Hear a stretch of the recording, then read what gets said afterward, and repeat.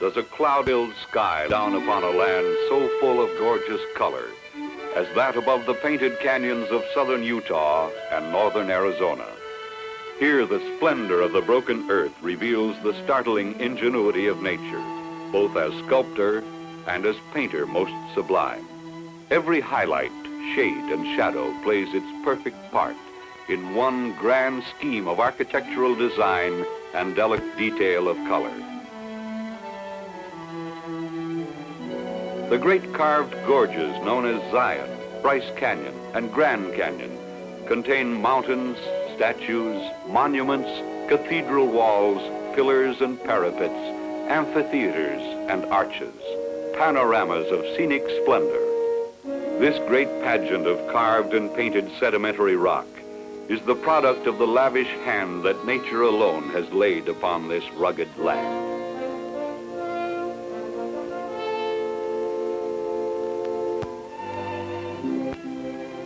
Here are 3 national parks and 1 national monument, so located that they may all be visited on one loop trip.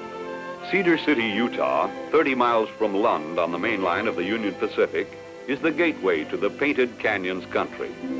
Comfortable buses operated by the Utah Parks Company, Union Pacific subsidiary, furnish quick and convenient transportation between the parks.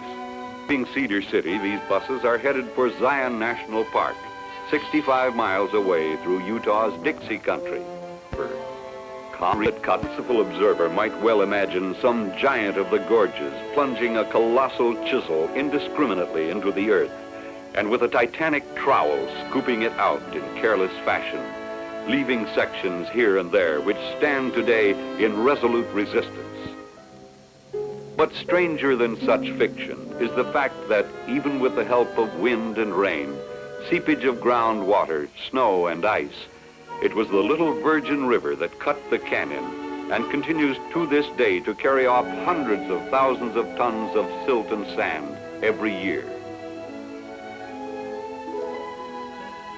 At the park's south entrance, the ranger on duty meets the bus and with a friendly greeting for the driver and his guests, checks their number and wishes them well on their excursion into one of nature's most beautiful and impressive wonderlands.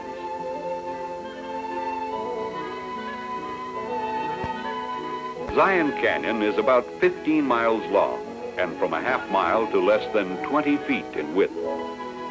The canyon floor is from 4,000 to 4,400 feet above sea level, and its walls rise to a height of from 2,000 to 3,000 feet. As the bus continues its journey, the canyon begins to narrow, and as its walls close in upon the road, some visitors experience a sense of solemn mystery, for the towering walls are mostly sheer and tend to make one feel small and insignificant. There's the double peak of one of the Three Patriarchs. Then we pass before all 3, resplendent in their rocky robes of red. Silent, stern, forbidding, they've presided through the ages over the court of the patriarchs below the canyon's western rim. Besides the canyon roads, there are foot and horseback trails. Nestled at the base of towering cliffs is Zion Lodge and its group of cabins. Visitors find accommodations here to fit any taste or pocketbook. They enjoy the rustic charm of Zion Lodge, which is cleverly constructed of native sandstone and wood and blends well with its surroundings. Another busload of visitors arrives from Cedar City. And while the lodge manager goes aboard to offer a typical Utah Parks welcome, a group of younger newcomers looks at pictures of places they'd like most to see. The baggage of the guests is handled with dispatch and a spirit of friendly A lovely swimming pool is available to guests, and it isn't hard to take after hiking or riding round the canyon.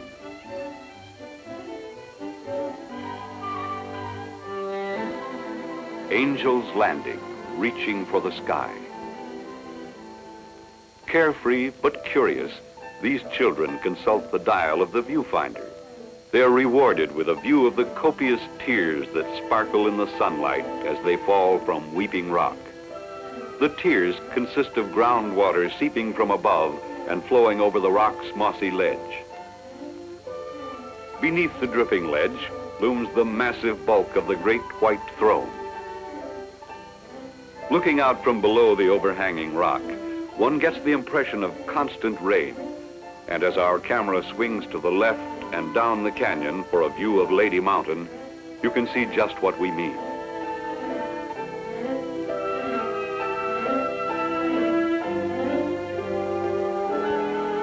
Silt-laden much of the time, the Virgin River in the summer is little more than a brook as it emerges from the Narrows and winds its way along the canyon floor. At the Narrows, sheer canyon walls rise from the water's edge. And towering over all is the Mountain of Mystery in solitary splendor. Stepped-up motion speeds the drift of clouds above the chasm, accentuates the flight of wispy vapors over dome, and hurries creeping shadows across the canyon walls.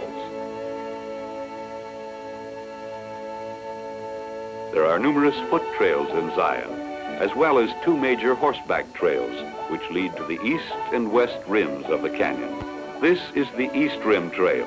In many places, it is hewn in solid rock and rises gently up the mountainside, providing visitors views of increasing interest as they ascend above the canyon floor. The trail is wide and even. The principal reason for the guide is to point out places and formations of particular interest. Views like this delight the eye and thrill the heart, and yet the going is entirely safe and enjoyable.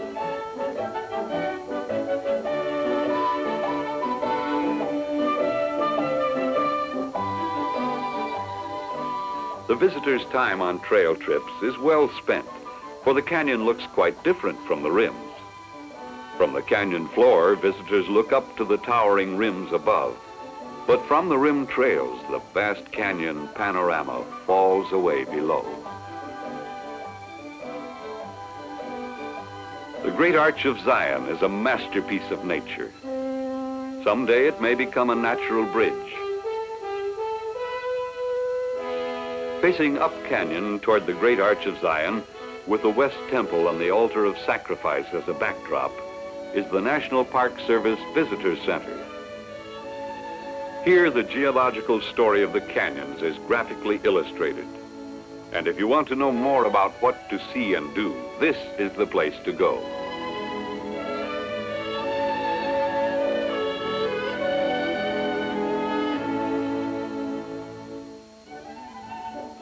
In a series of amazing switchbacks, the Zion-Mount Carmel Highway climbs out of Zion Canyon and goes through Mount Carmel Tunnel, a mile of solid rock from which the park bus is now seen emerging. Checkerboard Mountain consists of strata that erodes differently than that of the rest of the canyon walls. Sand carried here by the wind drifted in layers or dunes that hardened into sandstone, which was later covered by thick layers of sediments. Through ages of time, erosion has exposed the cross-layer pattern of the ancient sand dunes. And here's the bus again, leaving Zion Canyon. Its destination, Grand Canyon National Park, North Rim. From Zion, the bus goes through the Mormon towns of Kanab, Utah, and Fredonia, Arizona, and across the Arizona Strip to the Kaibab Plateau. Resembling toys, two Utah Parks buses travel across a green valley through the Kaibab Forest on their way to Grand Canyon. The Kaibab is said to contain the largest stand of ponderosa pine to be found anywhere in the world. For miles, it stretches over the great plateau all the way to the North Rim. From the air, its mantle of dusty green looks as limitless as the waves of the sea. And here is nature's most spectacular example of erosion, the Grand Canyon, in whose shadows the creator of this great gash in the earth, the Colorado River, seems to slumber. Actually, that strip of silver is 100 yards wide, carrying millions of tons of this continent to the sea. Grand Canyon Lodge, perched on Bright Angel Point at the very edge of the North Rim.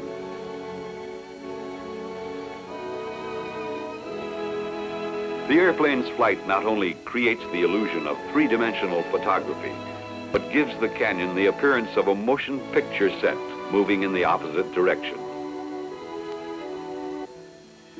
The lodge provides excellent accommodations, and friendly, helpful service is afforded every visitor. The great windows of its comfortable sunroom permit varied and expansive views of the canyon. Miles and miles of grandeur any way you look. The stone porch is a favorite spot with those who like to watch the changing colors below. Walks and paths, though close to the canyon's rim, are well protected, allowing visitors with cameras plenty of space and ample opportunity to utilize the many vantage points from which to get good pictures of one of the world's most photogenic landscapes. The canyon's colored walls present an irresistible lure to owners of color cameras. Each layer of rock representing different eras of life and time is of a different hue. The red, brown, green, and purple strata have the aggregate appeal of a straightened rainbow whose beauty reaches out to those with cameras as if to say, "I'm yours, just for the taking." There are comfortable cabins, too, built of canyon rock and Kaibab Forest wood, blending with the natural surroundings. The trail on Bright Angel Point is the scene of the daily nature walk, led by a ranger naturalist of the National Park Service. These sheer walls contain the history of the earth, dating back in time beyond man's comprehension. And as the ranger talks to his group of guests, the canyon walls serve as a blackboard with lessons in geology written in the rocks billions of years ago when the earth was young and restless. Perhaps a ride through Kaibab Forest to Uncle Jim's Point will appeal to you. It does to many who love this forest of aspen and pine, framing vistas like this. Time and distance have been considered in the planning of trail trips, permitting visitors to make trips in keeping with their individual interests or the time at their disposal. Forest waterholes present rare views of mule deer, hundreds of which dwell in this national park sanctuary. They are nearly always at home to visitors. A little patience, and they are willing subjects for a motion picture camera.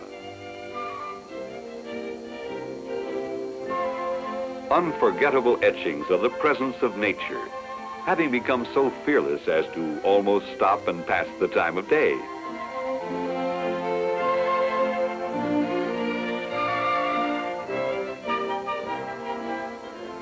The famous white-tailed squirrel, an aristocrat of the Kaibab, found nowhere else in the world. Over in the House Rock Valley, the antelope still roam, and although you'll seldom see him, this early American still dwells in peaceful seclusion. Millions of people have looked at the canyon, but none has described it adequately. John Muir, the naturalist, said, "It is impossible to learn what the canyon is like from descriptions and pictures. And if paint is of no effect, what hope lies in words?" This formation is called Angel's Window, perhaps because of the heavenly view seen through it.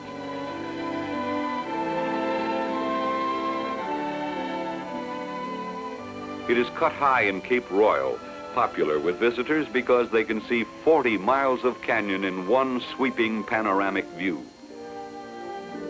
Most visitors like the idea of going to school again. Canyon classes are held at regular intervals and at various locations. This is the Cape Royal Afternoon Talk. It has been said of Grand Canyon that it's not a place, but a spell. Well does this view from Cape Royal fit such a phrase.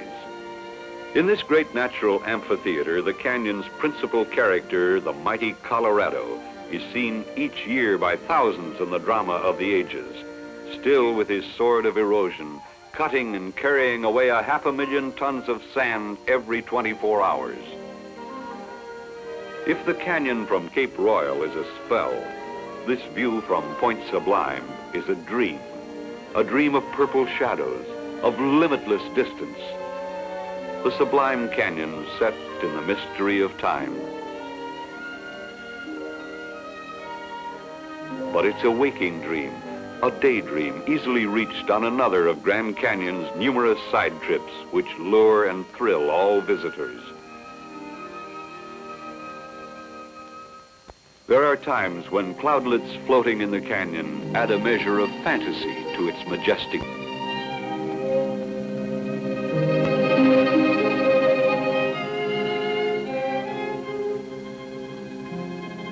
Fog in the canyon tends to create mysterious mirages of unearthly splendor. Ordinary rock formations become grotesque gargoyles.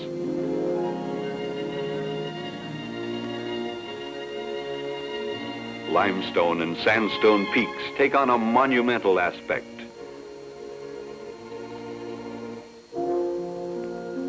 Toroweap Point in Grand Canyon National Monument, 6,000 feet or more than a mile above the river, is a canyon side trip over roads that folks don't brag about, but who say it's a sight long to be remembered.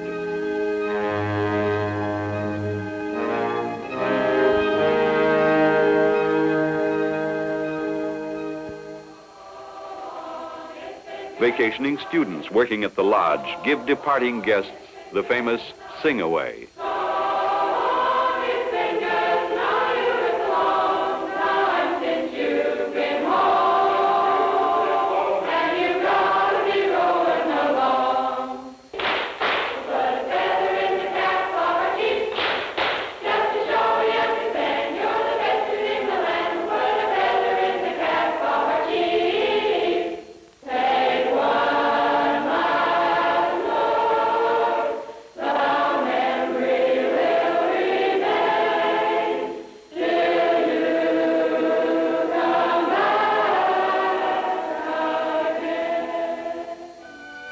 Leaving Grand Canyon, our Utah Parks bus resumes its run on the third lap of this popular loop highway, connecting three of the most spectacular scenic spots in the West.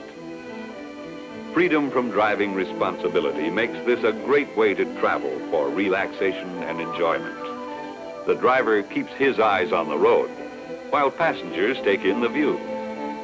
And their destination becomes more apparent as they pass the ruddy rocks of Red Canyon.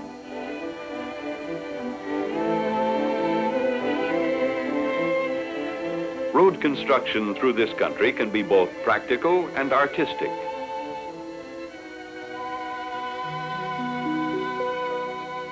The rosy hues and fantastic forms are a foretaste of Bryce Canyon National Park. And here it is, Bryce Canyon from the sky. Great height gives it the appearance of a sunken maze of pointed spires and steeples, stuck in a basin of pink-red limestone and shale.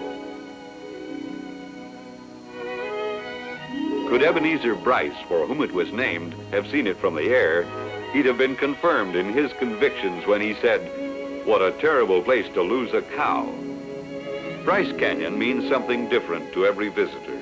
To the Paiute Indians, it's many red rocks in a hole. One visitor referred to it as a bowl of lace and filigree work in stone, with the white of frost and the pink embers.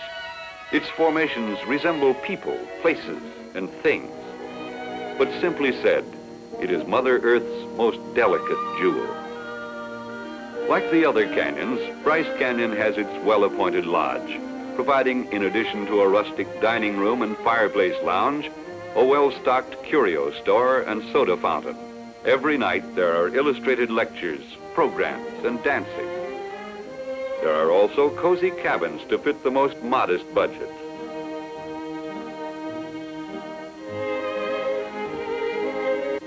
Deluxe cabins offer every modern convenience, complete with canyon atmosphere. Of an evening, the aroma of burning wood from their chimneys permeates the canyon air.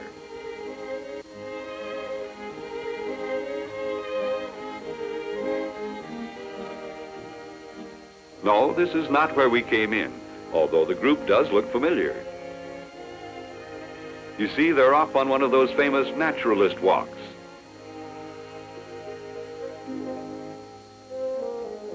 This pinnacle was surely left high and dry.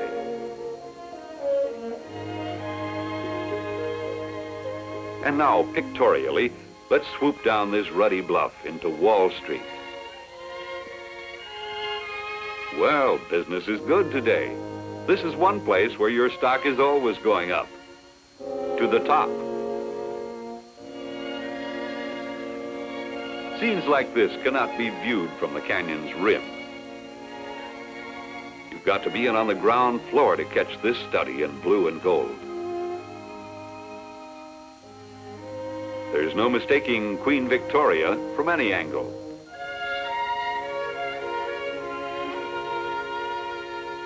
More than 10 miles of trails give visitors the best opportunity to see Bryce Bowl in all its detail. You don't have to ride a horse, but many people do.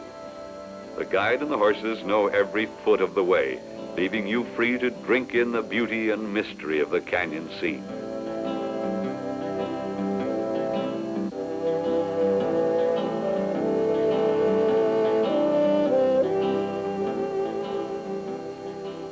If you look long enough at the various nations with just a dash of imagination, they become gargoyles, figurines, animals, and people.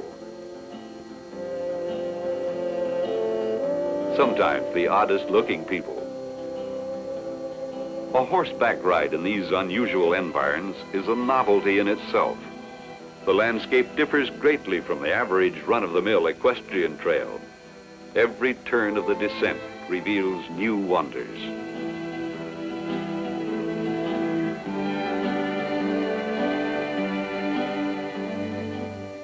There are decorative pillars, knurled pilasters, curious columns, topped with queer-looking knobs and capstones, and groups of limestone figures.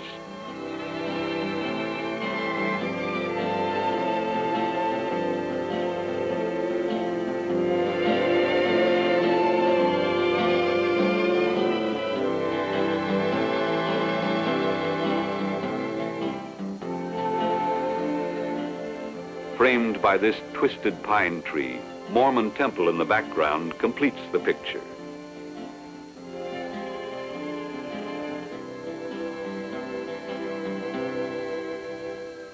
Bryce Canyon also has a National Park Service Visitors Center.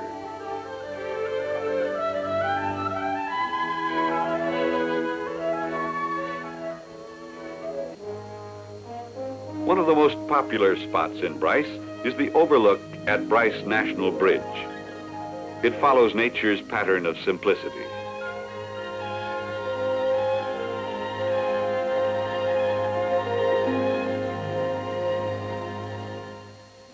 These are Bryce Canyon chipmunks. Although they'll eat right out of your hand, remember Park Service regulations forbid and discourage feeding of animals.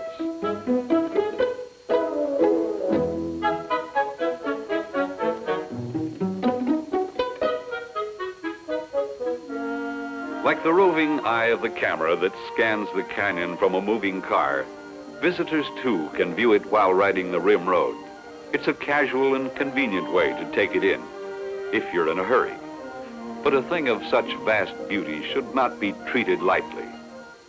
Seldom in a lifetime is there an opportunity to see anything half so grand. A scene like this appeals not only to the eye, but the wonder of its delicate beauty remains within the soul.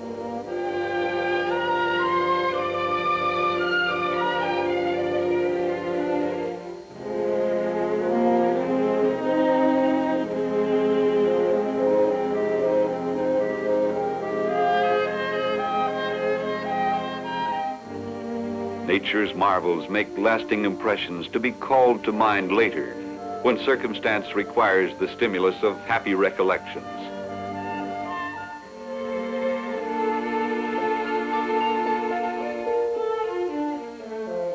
when it is realized that each layer of rock in the canyon walls was formed through eras of passing time, that some of them hold evidence of life forms never seen by man, we grasp some of the import of the canyon story to those in the field of scientific research.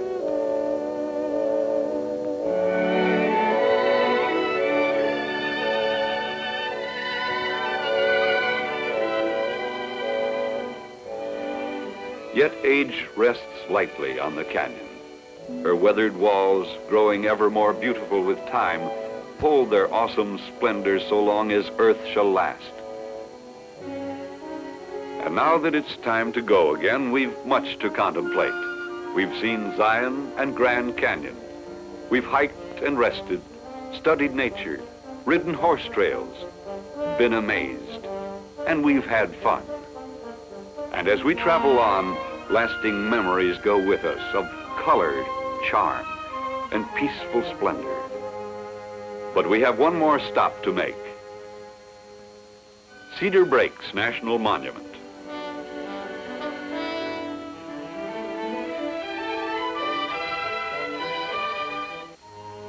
Mother Nature painted stripes on the walls of Cedar Breaks. Delicate shades of pink and red pleased her fancy when she gashed and etched her magic bowl in the top of this great plateau. When she cut the chasm, her chisel went deep, and with such dexterity that the contents of the bowl consist mostly of thin, sharp limestone spires that appear to have the texture of brittle candy. Interspersed among the pointed pinnacles and rising from the pink, shaly slopes are pine trees in miniature. Cedar Breaks is famed for its summer display of alpine flowers.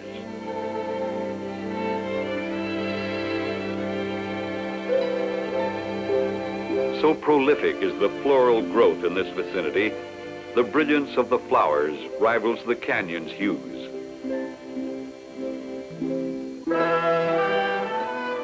Just a final glimpse of the gentle ridges of red earth that drift like colored sugar from the white rim of Cedar Breaks.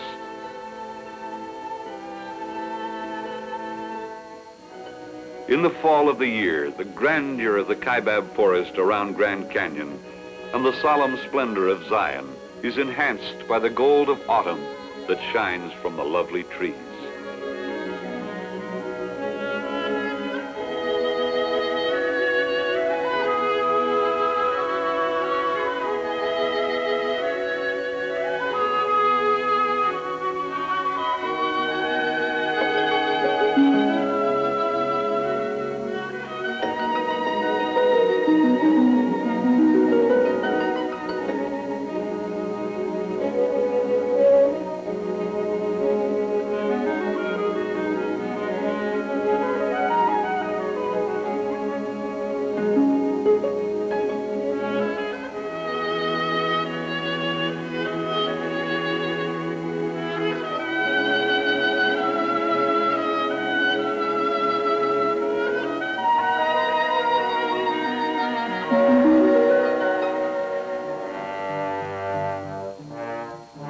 There comes a time at certain seasons in this realm of color contrast when the elements vie with nature in extravagant display. It is then that summer rainstorms strike with sudden fury. Here the stark dramatic action of several hours is confined to the elemental violence of but a few